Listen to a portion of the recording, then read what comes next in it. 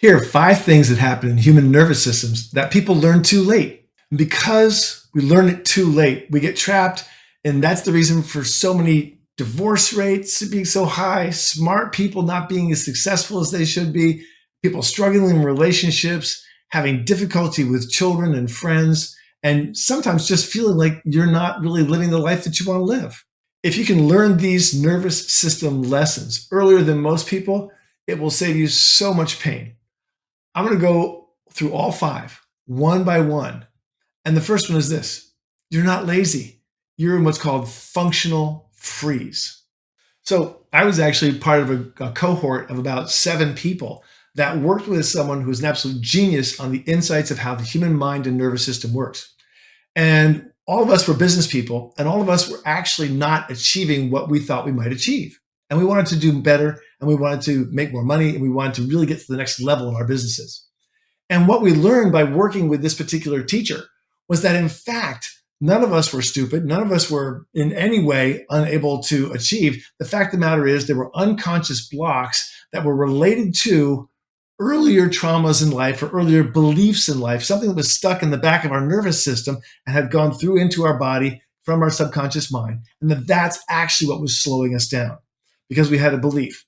And oftentimes what people do is they set a goal that's way past what their emotional body can imagine, meaning that there's unconscious limits in their brain that is slowing them down. So they pump the brakes on their success because they can't actually visualize and imagine and feel into their own success. So the lesson I want you to learn right now is that you're not lazy. You're in what's called functional freeze, meaning there's something that's blocking you in the back. And what I want you to do is to write down all of the possible things that might happen if you're successful like you want to be, or if you achieve that thing you want to do, whatever it is. Because what happens is it means something to you consciously, but it also means something to you subconsciously.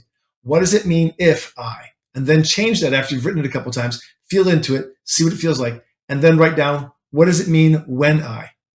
And what will it mean as I? And when you do that, what happens is just stop after each time you write down the answers and think about that, and then breathe. Make sure to breathe, do some box breathing. We've shown you how to do that before, but do some heavy, deep insight breathing. Just really think into it, feel into it, and allow whatever emotions arise to just dissipate, because they will. Number 2, the body decides before the mind narrates, before the mind gets it. Famed psychologist Gabor Mate, who actually survived the Nazi concentration camps in World War II and really came through with a huge amount of insights, recognized that oftentimes our body decides before we get to the mind. What does that mean? It means that when we have trauma or stress unresolved in the body, it gets hidden in there in the form of trigger responses that cause us to make instant decisions before we know we've made them. In other words, we can be shocked and surprised by something that isn't really shocking or surprising because maybe it shocked us and surprised us as a kid. Maybe it reminds us of an earlier similar event as a child, and that triggers us unconsciously, and we move from rest and relax to fight or flight, and now we're making decisions from this stressed out moment of fight or flight. So the lesson I want you to learn here is that your nervous system is giving you messages. Your body is going to give you messages. So pay attention to your decisions. After you have a decision that's in an instant, right?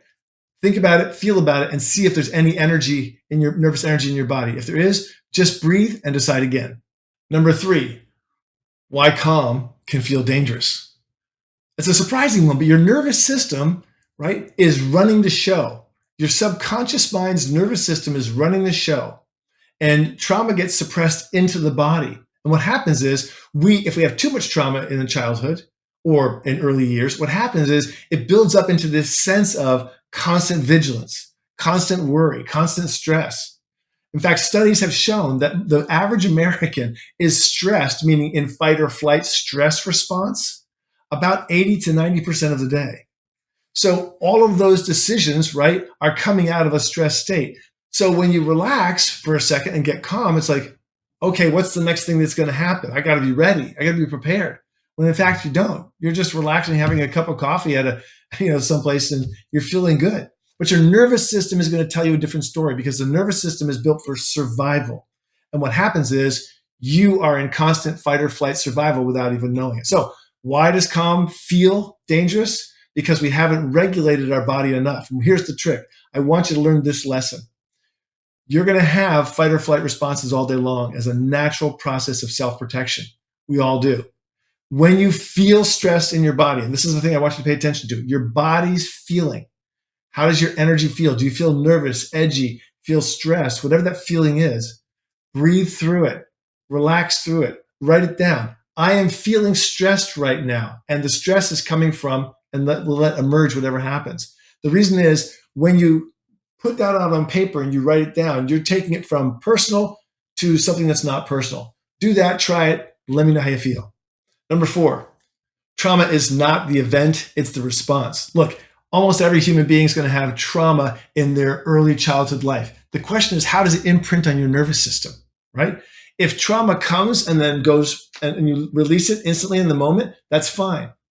But if it comes and it's too much and it floods us, we store it in our bodies. So our nervous system actually stores stress and trauma in the body as a form of memory and trigger response.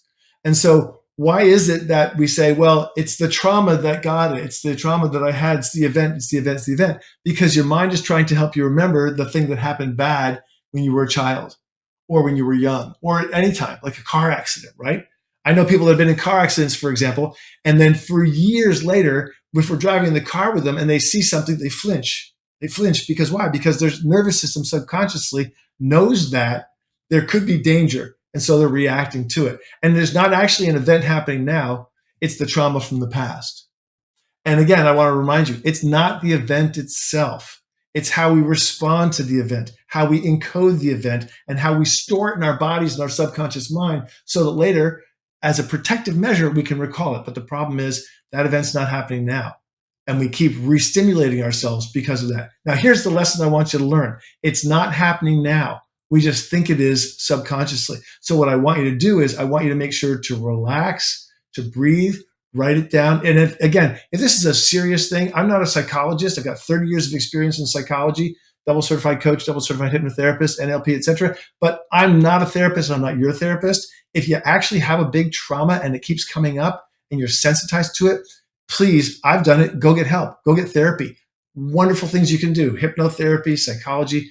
Please do those things because it'll change how powerful you are, how your ability to have the life you want of your dreams, or at least to have an awesome life and do the things you want. So number 5, the goal is not constant calm in life. The goal is resilience, right? The ability to bounce back and snap back and to heal and to grow, right? Let me give you the example of Arnold Schwarzenegger. I love this guy because he said something that changed my mind forever. He said, the goal isn't to take the weights out of the gym. The goal is to teach you how to lift them and get stronger. In other words, we don't want to remove all the potential stress in life. What we want to learn how to do is to enjoy it in a sense by learning how to overcome it, deal with it, or manage it. Let me give you another example. In the water, go to the beach, there's big waves. The goal is not to get out of the water and stay on the sand and stay safe. The goal is to learn how to swim. The goal is to learn how to surf. The goal is to learn how to recover if you get caught in a wave, right? So the whole of life is not to be safer, safer, safer, safer till we find ourselves over in the corner just crying and wrapped up in a blanket sucking our thumb. The goal is to become stronger by meeting life head on, by learning new life success and capability tools and ways of being to empower your nervous system, right? To move you through anything that happens, a trigger comes, and you're able to understand it, perceive it, manage it, and move through it, right? Again, the goal is not constant calm. It's resilience. It's the ability to lift heavier weights every day, every year, every month, whatever, psychologically to improve on a constant basis because life is tough.